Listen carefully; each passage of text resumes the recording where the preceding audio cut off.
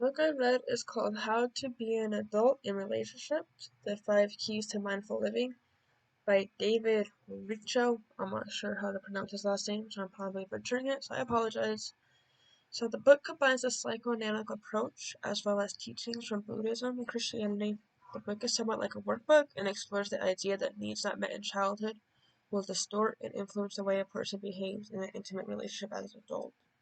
It provides help in identifying those unmet childhood needs and how to successfully fulfill them as an adult.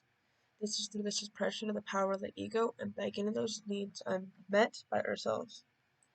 Richo asserts that the neurotic ego consists of arrogance, entitlement, attachment, and a need to control other people.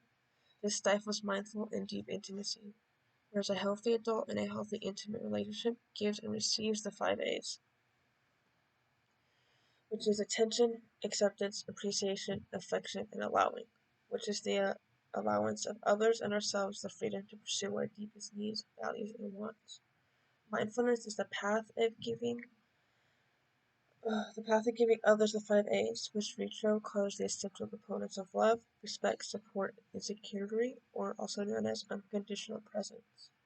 However, there are 5 fundamental mindsets of the ego that interrupts the unconditional presence and may cause others to feel unloved.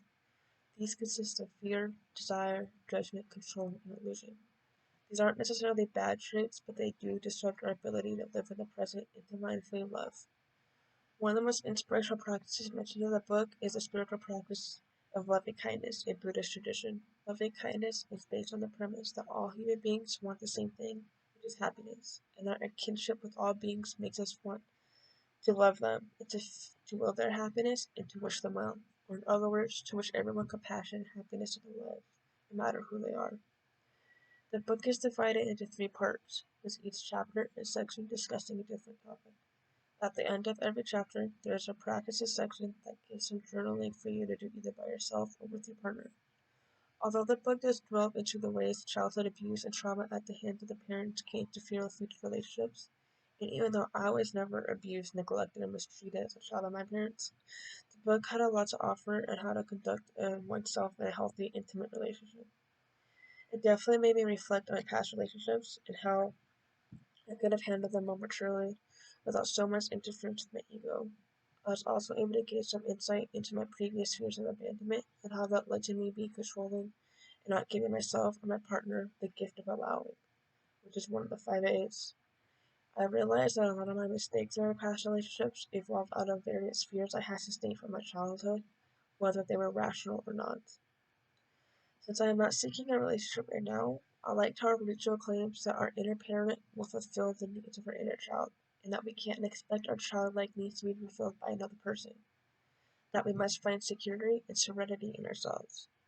And if we expect to find our needs fulfilled by others, our neurotic ego will gain dominance and therefore create a relationship where our needs go further unmet.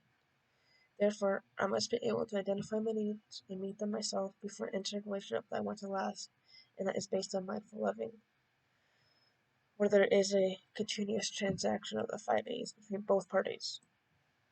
Besides only focusing on romantic relationships, I was able to take up parts that I could apply to other intimate relationships in my life. The book mentioned a lot about letting go of resentment, loving people for their good and bad, for their successes and their failures, being able to communicate our wants, needs, and the support.